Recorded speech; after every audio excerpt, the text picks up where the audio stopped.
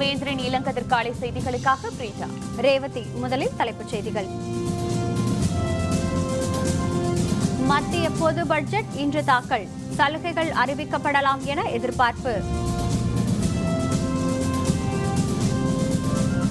தில்லி பல்கலைக்கழக மாணவர்களுக்கு ஆதரவு. ராகுல் உள்பட 9 பேர் மீது தேச துரோக வழக்கு பதிவு. பாரதிய ஜனதா கூட்டணி ஒரு வாரத்தில் முடிவு. விஜயகாந்துடன் சந்திப்புக்கு பின் ஜவடேகர் அறிவிப்பு. ஆஸ்கர் விருதுகள் அறிவிப்பு. டாம் மெக்ராத்தி சிறந்த இயக்குநராக தேர்வு. நாடாளுமன்றத்தில் இன்று பொது பட்ஜெட் தாக்கல் செய்யப்பட உள்ள நிலையில் அதற்கான இறுதிக்கட்ட பணிகளில் நிதியமைச்சர் அருண்ஜேட்லி நேற்று ஈடுபட்டார். மத்தியில் பிரதமர் நரேந்திர மோடியின் அரசு அமைந்த பின் இன்று 3வது முறையாக பொது நிதிநிலை அறிக்கை தாக்கல் செய்யப்பட உள்ளது. நாடாளுமன்றத்தில் மத்திய நிதியமைச்சர் அருண்ஜேட்லி இன்று பட்ஜெட் தாக்கல் செய்ய உள்ளார். இதற்காக நிதித்துறை இணையமைச்சர் ஜெயந்த் சின்ஹா மற்றும் நிதித்துறை உயர் அலுவலர்களுடன் அருண்ஜேட்லி நேற்று நீண்ட நேரம் ஆலோசனை நடத்தினார். அப்போது பட்ஜெட்டுக்கு இறுதி வடிவம் கொடுக்கப்பட்டது. தமிழ்நாடு, கேரளம் உள்பட 4 மாநிலங்கள் தேர்தலை சந்திக்க இருப்பதால் மத்திய பட்ஜெட்டில் பல்வேறு சலுகை அறிவிப்புகள் இடம்பெறும் என எதிர்பார்க்கப்படுகிறது. நடுத்தர வகுப்பினருக்கான வருமான வரி விலக்கு 3 லட்சம் ரூபாயாக உயர்த்தப்படும் என்ற எதிர்பார்ப்பும் நிலவுகிறது. பொதுத்துறை வங்கிகள் 6 லட்சம் கோடி ரூபாய் வரை கடனாக அளித்துவிட்டு நிதி இழப்பில் சிக்கி தவிக்கின்றன. இந்த வங்கிகளை மீட்கவும் அரசு ஊழியர்களுக்கு அதிக சம்பளம் அளிக்கவும் வழிவகுக்கும் சில அம்சங்கள் இன்றைய பட்ஜெட்டில் இடம்பெறலாம் என கருதப்படுகிறது. இதனிடையே தாக்கல் செய்யப்பட போகும் பட்ஜெட்டுக்கு லாலு போன்ற தலைவர்கள் கண்டனம் தெரிவித்துள்ளனர். भाजपा का नरेंद्र मोदी जी का जनरल बजट कल पेश होगा. देश का रेल बजट देश ने देख लिया, परख लिया, समझ लिया और चला गया नीचे. सारा बैंक बंदी के कगार पर खड़ा होने वाला है. सब बिजनेस धंधा बंद हो गया. நாளை எனக்கு தேர்வு இருக்கிறது. 125 கோடி மக்கள் எனக்கு தேர்வு வைத்திருக்கிறார்கள் என பட்ஜெட் பற்றி பிரதமர் நரேந்திர மோடி கூறியுள்ளார். பிரதமர் நரேந்திர மோடி மாதந்தோறும் கடைசி ஞாயிறன்று மன் கி பாத் எனப்படும் மனதின் குரல் வானொலி நிகழ்ச்சியில் நாட்டு மக்களுக்கு உரையாற்றுவது வழக்கம். அதன்படி நேற்று வானொலியில் உரையாற்றிய மோடி, நாளை எனக்கு ஒரு தேர்வு இருக்கிறது என்று பட்ஜெட் பற்றி குறிப்பிட்டார். திங்கட்கிழமையன்று 125 கோடி மக்கள் எனக்கு தேர்வு வைத்து பரிசோதிக்கப் போகிறார்கள். இந்த தேர்வில் வெற்றி பெறுவேன் என்ற நம்பிக்கை எனக்கு இருக்கிறது என்றும் மோடி குறிப்பிட்டார். ராகுல் காந்தி உள்பட முக்கிய தலைவர்கள் மீது தேச விரோத வழக்கு பதிவு செய்யப்பட்டிருப்பதற்கு கண்டனம் எழுந்துள்ளது. தில்லி நேரு பல்கலைக்கழக மாணவர்களுக்கு ஆதரவாக காங்கிரஸ் துணைத் தலைவர் ராகுல் காந்தி உள்ளிட்ட தலைவர்கள் நேரில் சென்று ஆதரவு அளித்தனர். இதை கண்டித்து ஜனார்தனன் கவுட் என்ற வழக்கறிஞர் ஹைதராபாத் பெருநகர் குற்றவியல் நீதிமன்றத்தில் ஒரு புகார் அளித்திருந்தார். மாணவர்கள் மீது தேச துரோக வழக்கு பதிவு செய்யப்பட்டது தெரிந்தும் அங்கு சென்று அவர்களுக்கு ஆதரவளித்தது தேச துரோகமே என்று அவர் புகாரில் கூறியிருந்தார். அதன் பேரில் ராகுல் காந்தி, முன்னாள் மத்திய அமைச்சர் ஆனந்த் சர்மா, மார்க்சிய கம்யூனிஸ்ட் கட்சியின் சீதாராம் யெச்சூரி, இந்திய கம்யூனிஸ்ட் கட்சியின் நாடாளுமன்ற உறுப்பினரான டி ராஜா, தில்லி முதல்வர் அரவிந்த் கெஜ்ரிவால், ஐக்கிய ஜனதா தள தலைவர்களில் ஒருவரான கேசி தியாகி உள்பட 9 பேர் மீது தேச விரோத வழக்கு பதிவு செய்ய ஹைதராபாத் நீதிமன்றம் உத்தரவிட்டது. அதன் பேரில் இந்த 9 பேர் மீதும் சரூர் நகர் காவல் நிலையத்தில் முதல் தகவல் அறிக்கை பதிவு செய்யப்பட்டுள்ளது. இந்த வழக்கின் மீதான விசாரணை மார்ச் 4ஆம் தேதி நடைபெற உள்ள நிலையில் இதற்கு பல்வேறு தரப்பினர் கண்டனம் தெரிவித்துள்ளனர். देखिए, राहुल गांधी स्टूडेंट्स के लिए गए थे. पहले ही हमारी पार्टी ने बात क्लियर कर दी थी कि जो वहां नारे लगाए गए हैं, भारतीय जनता पार्टी की सरकार ये समझ ले कि वो यूनिवर्सिटीज के खिलाफ अपना एजेंडा नाफिज करने की जो कोशिश कर रही है, कांग्रेस पार्टी उसको अपोज करती रही है, कर रही है और आगे भी करेगी. இதனிடையே தேசத்துக்கு எதிராக இதற்கு முன்பு முழக்கம் எழுப்பியவர்களை பாரதிய ஜனதா கண்டுகொள்ளாதது ஏன் என தில்லி முதல்வர் அரவிந்த் கெஜ்ரிவால் கேள்வி எழுப்பியுள்ளார். காஷ்மீரில் மக்கள் ஜனநாயக கட்சியுடன் கூட்டணி வேண்டும் என்பதற்காக தேச எதிர்ப்பு முழக்கங்களை பாரதிய ஜனதா பொருட்படுத்தப்படவில்லை எனவும் அவர் குற்றம் சாட்டியுள்ளார். 3 साल पहले 4 साल पहले अन्ना आंदोलन हुआ था. पूरे देश में एक अजीब देशभक्ति का जज्बा पैदा हुआ था. आज जब सब लोग सुनते हैं कि इस किस्म के नारे लगाए जा रहे हैं कहीं पे देश में, मुझे ये समझ नहीं आ रहा कि अभी तक सरकार ने उन लोगों को जिन्होंने नारे लगाए थे उनको गिरफ्तार क्यों नहीं कर रही है सरकार. क्योंकि केंद्र बीजेपी पीडीपी के साथ जम्मू कश्मीर में सरकार बनाना चाहती है. சென்னையில் தேமுதிக தலைவர் விஜயகாந்தை சந்தித்து பேசிய மத்திய அமைச்சர் பிரகாஷ் ஜவடேகர், தமிழக சட்டப்பேரவை தேர்தலில் பாரதிய ஜனதா கூட்டணி தொடர்பான இறுதி முடிவு அடுத்த வாரத்தில் முடிவாகும் என தெரிவித்துள்ளார். கடந்த மக்களவைத் தேர்தலில் தேசிய ஜனநாயக கூட்டணியில் இடம்பெற்றிருந்த கட்சித் தலைவர்களை மத்திய அமைச்சர் பிரகாஷ் ஜவடேகர் சந்தித்து வருகிறார். தமிழக சட்டப்பேரவை தேர்தலில் மீண்டும் தேசிய ஜனநாயக கூட்டணியை உருவாக்க அவர் முயற்சித்து வருகிறார். இதன் ஒரு கட்டமாக நேற்று சென்னை விருகம்பாக்கத்தில் தேமுதிக தலைவர் விஜயகாந்தை சந்தித்த ஜவடேகர், சந்திப்பு சுமூகமாகவும் மகிழ்ச்சியாகவும் இருந்தது, இது ஒரு மரியாதை நிமித்தமான சந்திப்புதான் என கூறியுள்ளார். We have very good and meaningful discussion with Captain Vijaykanth. On Wednesday again I'll come, and then at a suitable time we all the alliance partners will come before press, so we'll work out fine details about that in 1 week's time. I yesterday met IJK, IPP, then NJP and other outfits will meet again. இது ஒரு மரியாதை நிமித்தமான சந்திப்புதான் என்றும் அமைச்சர் ஜவடேகர் கூறியுள்ளார்.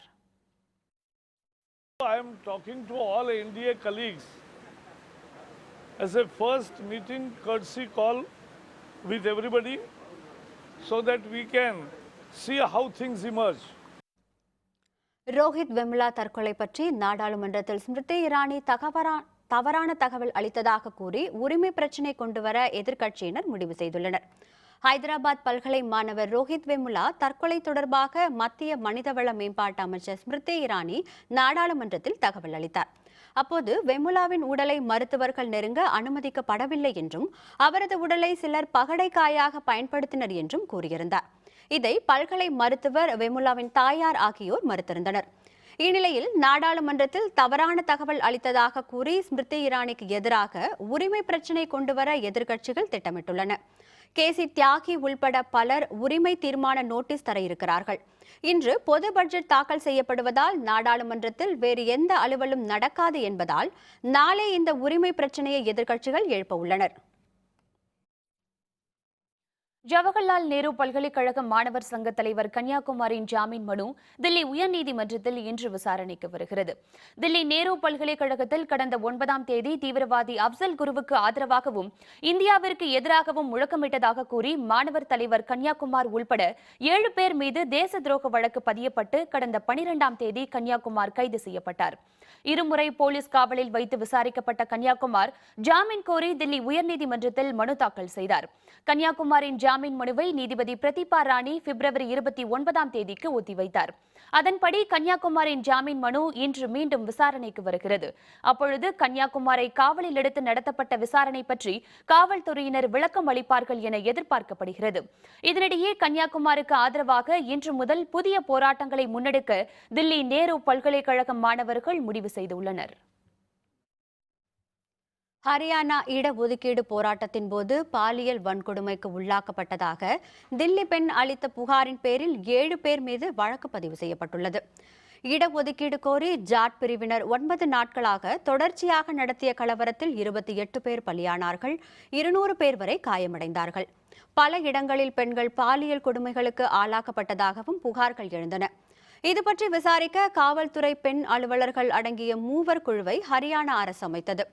இந்த நிலையில் தில்லியை சேர்ந்த பெண் ஒருவர் அவரது 12 வயது மகளுடன் ஹரித்வாரிலிருந்து 22ஆம் தேதி இரவு வேனில் தில்லி சென்றபோது முர்தால் பகுதியில் 7 பேர் கொண்ட ஒரு கும்பல் வழிமறித்து தன்னை பாலியல் வன்கொடுமைக்கு உள்ளாக்கியதாக சோனாபேட் காவல் நிலையத்தில் புகார் அளித்திருந்தார். அந்த 7 பேரில் 2 தனது மைத்துனர்கள் என்று அவர் கூறியிருந்தது அதிர்ச்சியை ஏற்படுத்தியது. இது குடும்ப தகராறு காரணமாக அளிக்கப்பட்ட பொய் புகார் என்று கருதப்பட்ட நிலையில் தற்போது இது தொடர்பாக 7 பேர் மீது காவல்துறையினர் வழக்கு பதிவு செய்துள்ளனர். அப்துல் கலாம் பெயரில் புதிய கட்சி ஆலோசகர் பொன்ராஜ் தொடங்கினார். விவரம் விளம்பர இடைவேளைக்கு பிறகு.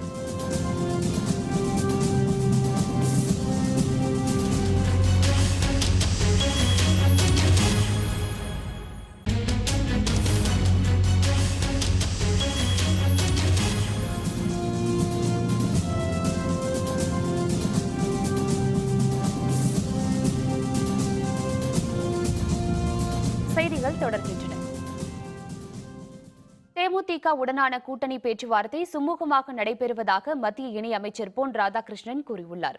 மதுரை விமான நிலையத்தில் செய்தியாளர்களிடம் பேசிய அவர், திண்டுக்கல், சமயநல்லூர், விருதுநகர், செப்புக்குடி, அழகர்கோவில், நத்தம் போன்ற மதுரையை சுற்றியுள்ள பகுதிகளை மதுரை திருச்சி தேசிய நெடுஞ்சாலை 45B உடன் இணைக்க சுற்றுச்சாலை அமைக்கப்படும் என தெரிவித்தார். மதுரையில் எய்ம்ஸ் மருத்துவமனை தொடர்பான பணிகளை ஆய்வு செய்து அதில் உள்ள பிரச்சினைகளை தீர்க்க நடவடிக்கை எடுத்து வருவதாகவும் பொன் ராதாகிருஷ்ணன் கூறினார்.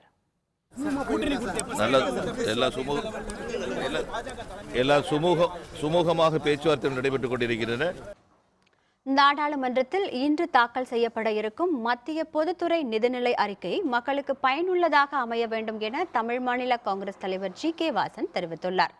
நடப்பாண்டுக்கான மத்திய பொது நிதிநிலை அறிக்கை நாடாளுமன்றத்தில் இன்று தாக்கல் செய்யப்பட உள்ளது. இதில் வேளாண்மை தொழிலை மேம்படுத்துதல், புதிய வேலை வாய்ப்புகளை உருவாக்கி தருவது, கல்வி, சுகாதாரம் உள்ளிட்ட துறைகளில் உள்கட்டமைப்பு வசதிகளை ஏற்படுத்தி தருதல் என்பன உள்ளிட்ட பல்வேறு திட்டங்கள் மக்களின் எதிர்பார்ப்பாக உள்ளதாக ஜி.கே. வாசன் தெரிவித்துள்ளார். மேலும் மீனவர்களின் வாழ்வாதாரத்திற்கு நிரந்தர தீர்வு அமைய மத்திய மாநில அரசுகள் இலங்கை அரசுடன் பேசி நிரந்தர தீர்வுக்கு உரிய ஏற்பாட்டை செய்ய வேண்டும் என்றும் ஜி.கே. வாசன் கேட்டுக்கொண்டார். 2016-17க்கான மத்திய அரசுடைய பட்ஜெட் மக்களின் தேவைகளை முழுமையாக பூர்த்தி செய்வதாக அமைய வேண்டும் என்று தமிழ் மாநில காங்கிரஸ் கட்சியின் சார்பிலே கேட்டுக்கொள்ள விரும்புகிறேன். மக்களுடைய எண்ணங்களை பிரதிபலிக்கும் வகையிலே பட்ஜெட் அமையும் என்று நான் நம்புகிறேன். 2016-17 நிதியாண்டிற்கான பொது பட்ஜெட்டை நாடாளுமன்றத்தில் மத்திய நிதி அமைச்சர் அருண்ஜேட்லி இன்று தாக்கல் செய்கிறார். மத்தியில் பாரதிய ஜனதா அரசு பொறுப்பேற்ற பிறகு தாக்கல் செய்ய போகும் 3வது பட்ஜெட் இது. இந்த பட்ஜெட் பற்றிய தங்கள் எதிர்பார்ப்பை தெரிவிக்கிறார்கள் மக்கள். அத்தியாவசிய விலைவாசிகள் உயர கம்மி பண்ணுறதுக்கு டீசல், பெட்ரோல் விலையை கம்மி பண்ணாங்கன்னா கொஞ்சம் விலைவாசியில் கம்மியாகிறதுக்கு வாய்ப்பு இருக்குது.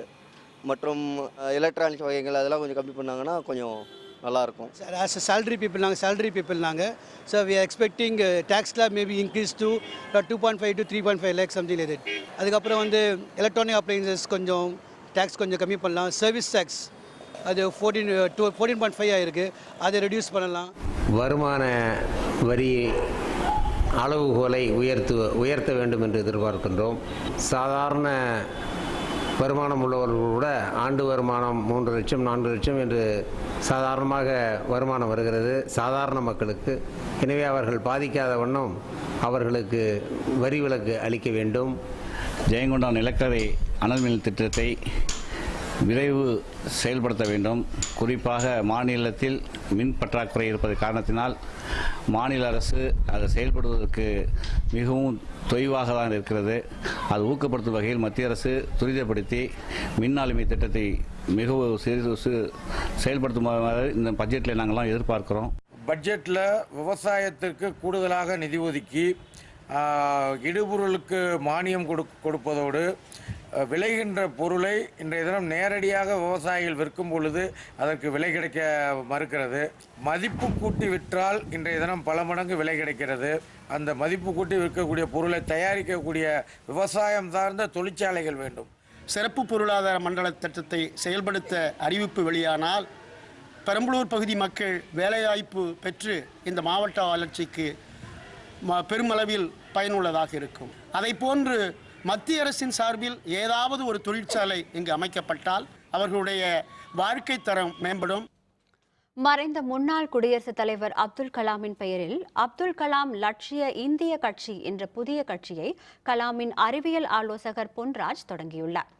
இந்தியாவின் தலைசிறந்த அறிவியலாளரும் மறைந்த முன்னாள் குடியரசுத் தலைவருமான ஏபிஜே நினைவிடமான பேக்கரும்பில் புதிய கட்சியின் அறிமுக விழாவும் கொடி அறிமுக விழாவும் நடைபெற்றது. இந்த விழாவில் ஏராளமான இளைஞர்களும் பெண்களும் கலந்து கொண்டனர். பின்னர் செய்தியாளர்களுடன் பேசிய பொன்ராஜ், அப்துல் கலாம் எதிர்பார்த்த பலமான இந்தியாவையும் வளமான தமிழகத்தையும் உருவாக்க இளைஞர்கள் ஒன்றிணைந்து போராட வேண்டும் என்று தெரிவித்தார். முன்னதாக கலாமின் நினைவிடத்தில் பொன்ராஜ் மற்றும் அவரது ஆதரவாளர்கள் ஏராளமான பேர் மலர் வளையம் வைத்து மரியாதை செலுத்தினர். பொலிட்டிக்கல் பாலிடிக்ஸ் 30%, டெவலப்மெண்டல் பாலிடிக்ஸ் 70% இருக்க வேண்டும் என்பதுதான் அப்துல் கலாம் வகுத்து கொடுத்த திட்டம். பொலிட்டிக்கல் பாலிடிக்ஸ் தேர்தலில் நிற்கிறது பொலிட்டிக்கல் பாலிடிக்ஸ். அதை தவிர்த்து வளர்ச்சிக்கான அரசியலை தான் நாங்கள் பிராக்டிஸ் பண்ணுவோம் என்று உறுதி எடுத்து இன்றைக்கு வந்திருக்கிறோம். எனவே நண்பர்களே, 234 தொகுதி என்பது முக்கியமல்ல, எத்தனை தலைவர்களை நாங்கள் உருவாக்கி இருக்கிறோம் என்பதுதான் முக்கியம்.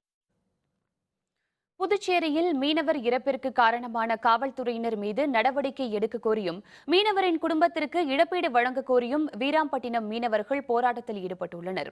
புதுச்சேரி வீராம்பட்டினம் கிராமத்தில் அமைக்கப்பட்டுள்ள இந்திய கடலோர காவல்படை தளம் மீது தாக்குதல் நடத்தியதாக கூறி அரியாங்குப்பம் காவல்துறையினர் மீனவர்களை விரட்டி பிடிக்க முயன்றபொழுது விமல் என்ற மீனவர் சேற்றில் சிக்கி உயிரிழந்தார்.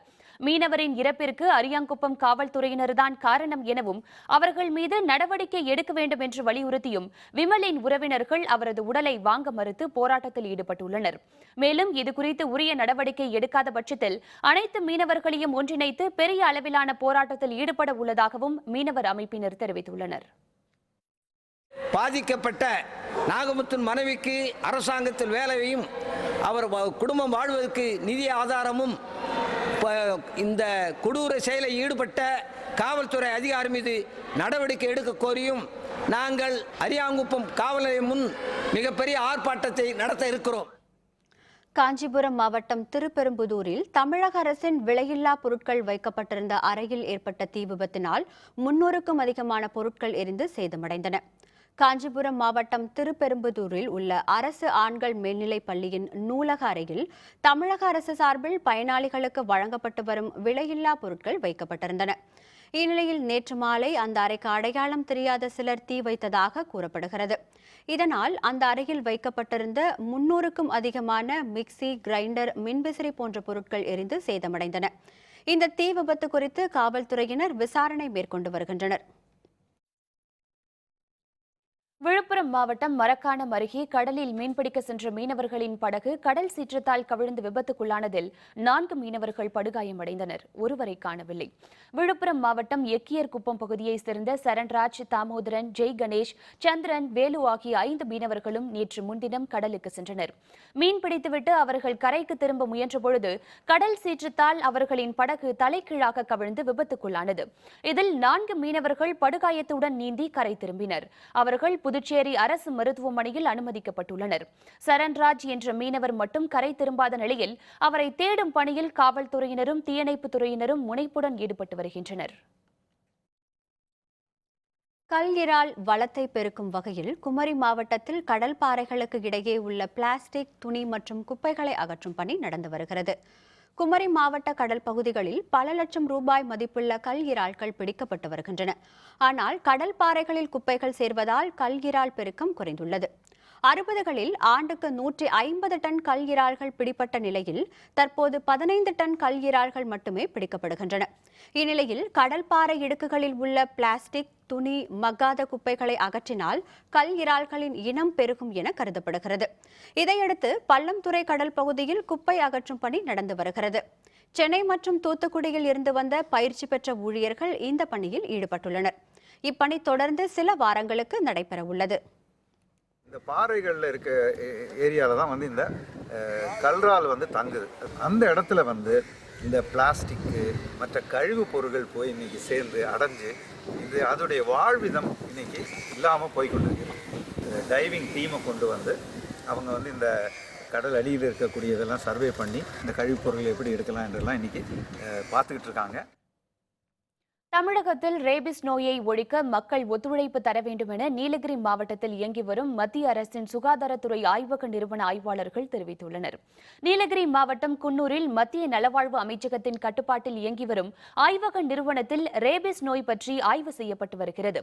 இந்தியாவில் ஆண்டுக்கு 200 பேர் ரேபிஸ் நோயால் உயிரிழப்பதாக கூறப்படும் நிலையில் இந்த நோயை முற்றிலும் ஒழிக்கும் முயற்சியில் அந்த நிறுவனத்தின் ஆய்வாளர்கள் ஈடுபட்டு வருகின்றனர். ரேபிஸ் நீலகிரியை பொறுத்த மட்டும் மிகவும் கட்டுப்படுத்தப்பட்டுள்ளது. எல்லாத்துக்கும் அவேர்னஸ் ஏற்படுத்தணும் அப்படிங்கிறதுக்காக கண்டிப்பாக எந்த ஒரு மிருகமோ அல்லது ரேபிஸ் வைரஸ் சம்மந்தப்பட்ட ஏதோ நம்மளை தாக்குதுன்னு ஃபீல் பண்ணால் கண்டிப்பாக நீங்கள் வேக்சின் எடுத்துக்கணும் அப்படின்ற இந்த தருணத்தில் உங்களிடம் பகிர்ந்துக்கிறேன். திரைப்பட நகைச்சுவை நடிகர் குமரிமுத்து சென்னையில் இன்று உடல்நலக்குறைவு காரணமாக காலமானார். உடல்நலக்குறைவு காரணமாக குமரிமுத்து கடந்த 27ஆம் தேதி தனியார் மருத்துவமனை ஒன்றில் அனுமதிக்கப்பட்டு இருந்தார். நேற்றிரவு 12:30 மணியளவில் அவர் காலமானார். அவருக்கு வயது 77.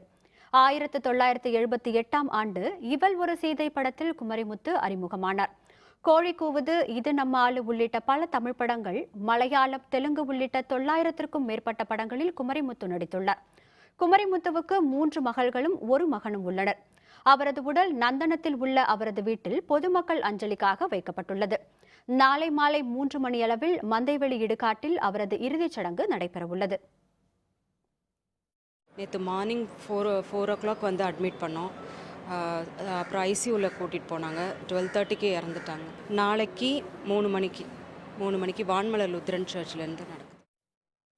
தருமபுரி மாவட்டம் தீர்த்தமலை அருள்மிகு தீர்த்தகிரீஸ்வரர் கோவில் திருத்தேரோட்ட விழாவில் ஏராளமான பக்தர்கள் பங்கேற்று தேரை வடம் பிடித்து இழுத்தனர். தருமபுரி மாவட்டம் அரூர் அடுத்த தீர்த்தமலை அருள்மிகு தீர்த்தகிரீஸ்வரர் கோவில் மாசிமக விழா கடந்த 21ஆம் தேதி கொடியேற்றத்துடன் தொடங்கியது. இதனைத் தொடர்ந்து நேற்று தேர் திருவிழா நடைபெற்றது. இதில் அலங்கரிக்கப்பட்ட தீர்த்தகிரீஸ்வரர், வடிவாம்பிகை, கணபதி உள்ளிட்ட தெய்வங்களின் உற்சவர் சிலைகள் ஊர்வலமாக கொண்டு செல்லப்பட்டன. இந்த தேர் திருவிழாவில் ஆயிரக்கணக்கான பக்தர்கள் பங்கேற்று தேரை வடம் பிடித்து இழுத்து தெய்வங்களை பக்தியுடன் வழிபட்டனர்.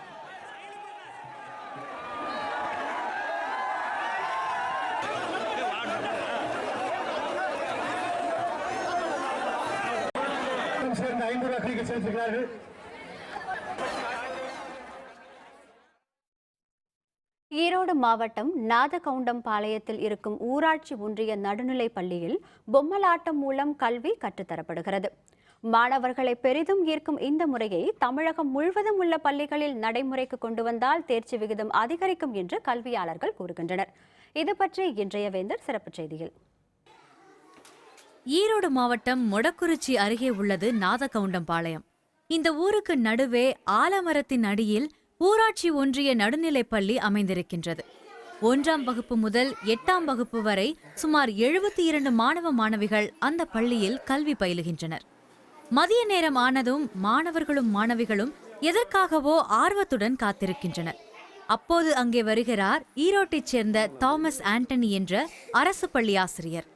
பொம்மலாட்டம் மூலம் மாணவர்களுக்கு தேச தலைவர்களின் வாழ்க்கை வரலாறு, பாரதியார் பாடல்கள், தமிழ் மொழியின் வரலாறு, கதை, கவிதை என அனைத்தையும் விளக்கமாக கற்றுத்தருகிறார்.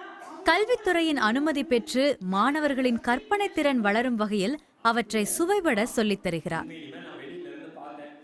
எங்கள் சார் வந்துட்டு பொம்மலாட்டம் மூலம் பாடம் நடத்துகிறது வந்துட்டு எங்களுக்கு அறிவுத்திறனை ரொம்ப மேம்படுத்துது. எங்கள் சார் வந்துட்டு இந்த பொம்மலாட்டம் மூலம் நடத்தும் பொழுது எங்களுக்கு ரொம்ப இன்ட்ரெஸ்டாகவும் டக்குன்னு பதிஞ்சிருது. இந்த பொம்மலாட்டம் மூலம் நடத்துகிறது வந்துட்டு எங்கள் கிளாஸில் முக்கால்வாசி பேர் எல்லாரும் நல்லா படிப்பாங்க. குழந்தைகள், மாணவர்கள் என அனைவரும் சிறிதும் கவனச்சிதறலின்றி பாடங்களையும் பாடல்களையும் உள்வாங்குகின்றனர். பாடல்களை குழந்தைகள் கூடவே பாடவும் செய்கின்றனர். காமராஜர் வாழ்க்கை வரலாறு, பாரதி பாடல்கள் என பலவற்றையும் பொம்மலாட்ட முறையில் கற்றுத்தருகிறார். பாடத்தின் இறுதியாக டிங்கு என்ற கரடி பொம்மை மூலம் மாணவர்களுடன் ஆசிரியர் தாமஸ் ஆண்டனி உரையாடுகிறார். ரொம்ப கஷ்டமாக இருந்துச்சு ஃபஸ்ட்டு பாடலாம். இப்போ சார் சொல்லிக் கொடுக்குறதுனால கொஞ்சம் ஈஸியாக இருக்குது. அப்புறம் ஏதாச்சும் ஒரு டவுட் இருந்தால் சார்கிட்ட கேட்போம். அவர் திரும்ப சொல்லிக் கொடுக்கும்போது அது ரொம்ப நல்லா புரிஞ்சுக்குது. இதனால நாங்கள் எக்ஸாமில் நல்லா எழுதுகிறோம். இந்த முறை மூலம் பாடம் கற்றுத்தர ஆரம்பித்த பின்னர் மாணவ மாணவிகள் யாரும் விடுப்பு எடுப்பதே இல்லையாம். தினமும் பள்ளிக்கு வந்து ஆர்வத்துடன் பாடங்களை கற்று செல்கின்றனர். இந்த பொம்மலாட்ட கல்வி முறைக்கு மாணவர்களிடத்திலும் பெற்றோர்களிடத்திலும் ஆசிரிய பெருமக்கள் மத்தியிலும் மிகுந்த வரவேற்பை பெற்றுள்ளது. இந்த பொம்மலாட்ட முறையின் மூலமாக பாடங்களை நான் நடத்தும் பொழுது மாணவர்கள் தங்களுக்கு எழுகின்ற சந்தேகங்களை உடனடியாக கேட்டு தெரிவித்துக் கொள்கின்றனர். மாணவர்கள் இதன் மூலமாக ஒரு நாள் கூட வகுப்புக்கு விடுப்பெடுக்காம வர்றாங்க. நாதகவுண்டம்பாளையம் மட்டுமல்லாது ஈரோடு மாவட்டத்தில் உள்ள வேறு சில தொடக்க நடுநிலை பள்ளிகள் மற்றும் தமிழகத்தின் 15 மாவட்டங்களுக்கு சென்று அவர் பொம்மலாட்ட முறை மூலம் வகுப்புகளை எடுத்திருக்கிறார். மாணவர்களிடையே ஆசிரியர் என்ற அச்ச உணர்வு போக்கப்பட்டு மாணவர்கள் மிகுந்த சந்தோஷத்துடன் என்னை ஒரு நண்பனைப் போல பழகி அவர்களுடைய சந்தேகங்களை கேட்டு அவர்களுடைய வாழ்க்கையில் நல்ல பழக்க வழக்கங்களையும் பாடங்களையும் நன்கு கற்றுக்கொள்கின்றனர். இதனை தமிழகத்தின் அனைத்து பகுதிகளுக்கும் விரிவாக்கினால் மாணவர்களின் கல்வித்தரம் உயருவதோடு ஆசிரியர்களுக்கும் மாணவர்களுக்கும் இடையிலான இடைவெளி பெருமளவு குறையும் என்பது நிச்சயம். நாதகவுண்டம்பாளையத்திலிருந்து வேந்தர் செய்திகளுக்காக நமது செய்தியாளர் மா ராஜேந்திரன்.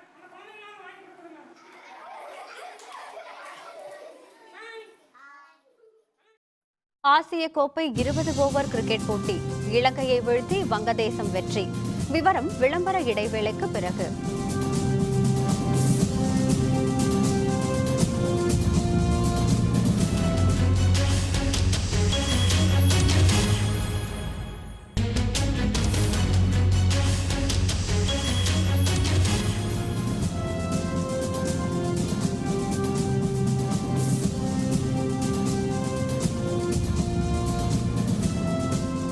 செய்திகள் தொடர்கின்றன. இனி அயலக செய்திகள்.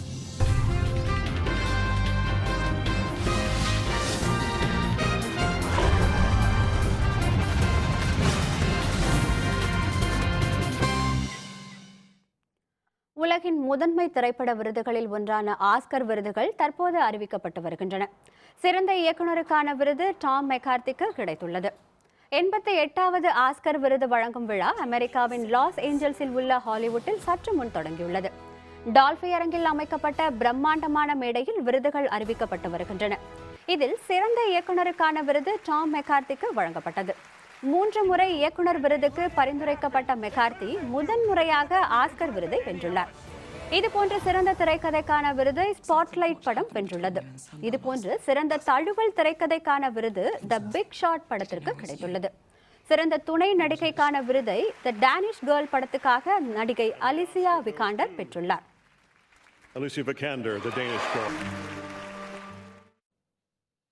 ஈராக் தலைநகர் பாக்தாத் அருகே IS தீவிரவாதிகள் நடத்திய தற்கொலைப்படை தாக்குதலில் 70 பேர் கொல்லப்பட்டனர், பலர் படுகாயமடைந்தனர். பாக்தாத் அருகே ஷிதி நகருக்கு அருகே உள்ள ஒரு வணிக வீதியில் நேற்று காலை IS தீவிரவாதிகள் தற்கொலைப்படை தாக்குதல் நடத்தினர். 2 இருசக்கர வாகனங்களில் வந்த தீவிரவாதிகள் கூட்ட நெரிசல் அதிகமான நேரத்தில் தாங்கள் அணிந்திருந்த வெடிகுண்டுகளை வெடிக்க செய்தனர். இதில் அந்த பகுதியில் இருந்த 70 பேர் உடல் சிதறி பலியாகினர். 60க்கும் அதிகமானோர் படுகாயமடைந்தனர்.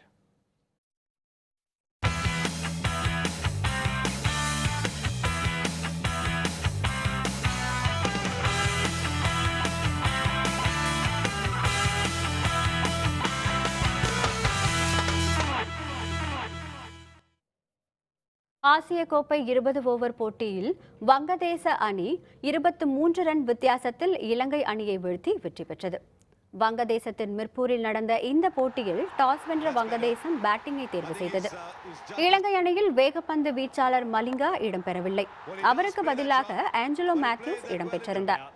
ஆட்டத்தின் தொடக்கத்தில் வங்கதேசம் சில விக்கெட்டுகளை இழந்தாலும் அந்த அணியின் சபீர் ரஹ்மான் அருமையாக ஆடி அரை சதம் கடந்து 80 ரன்களை எட்டினார்.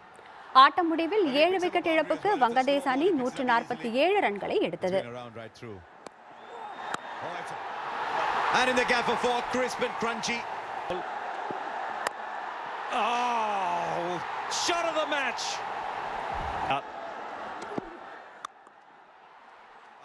பின்னர் 148 ரன்களை வெற்றி இலக்காக கொண்டு இலங்கை அணி பேட்டிங்கை தொடங்கியது. அந்த அணியின் சண்டிமால், ஜெயசூர்யா, ஃபெராரோ, ஸ்ரீவர்தனா, மேத்யூஸ் போன்ற வீரர்கள் அடுத்தடுத்து ஆட்டமிழந்து அதிர்ச்சியடைய வைத்தனர். இந்நிலையில் 20 ஓவர் முடிவில் இலங்கை அணியால் 8 விக்கெட் இழப்புக்கு 124 ரன்களை மட்டுமே எடுக்க முடிந்தது. இதனால் 23 ரன்கள் வித்தியாசத்தில் இலங்கை அணி தோல்வியை தழுவியது. 20 ஓவர் போட்டி ஒன்றில் வங்கதேசத்திடம் இலங்கை அணி தோற்பது இதுவே முதல் முறை.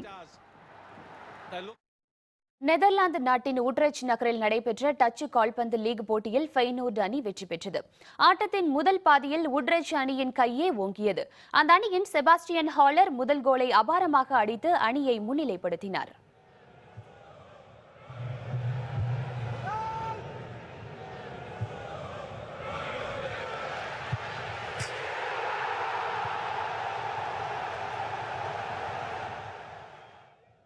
ஆனால் அடுத்த 15வது நிமிடத்தில் ஃபெய்னோர்டு அணி வீரர் டோனி வில்ஹெனா எதிரணியின் கோல் கம்பத்துக்குள் பந்தை திணிக்க ஆட்டம் 1-1 என சமநிலையை எட்டியது. அதன்பின் ஃபெய்னோர்டு அணி கேப்டன் டிர்க் கொய்ட் ஒரு கோல் போட ஃபெய்னோர்டு அணி 2-1 என மேலும் முன்னிலை பெற்றது. ஆட்டத்தின் 2வது பாதியில் கோல்கள் எதுவும் விழாத நிலையில் ஃபெய்னோர்டு அணி இறுதியில் 2-1 என வெற்றி பெற்றது. மீண்டும் தலைப்புச் செய்திகள். மத்திய பொது பட்ஜெட் இன்று தாக்கல். சலுகைகள் அறிவிக்கப்படலாம் என எதிர்பார்ப்பு.